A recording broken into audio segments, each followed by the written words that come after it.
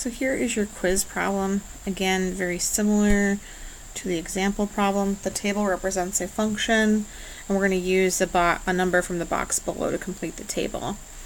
So if we know the table is a function, we know it's a relation. All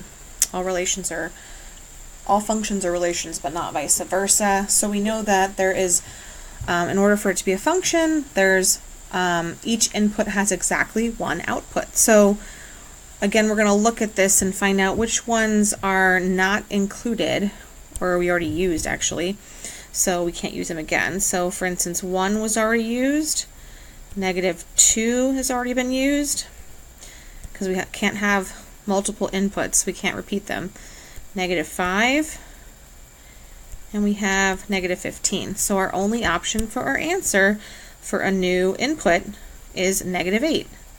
So that point would be -8, -8.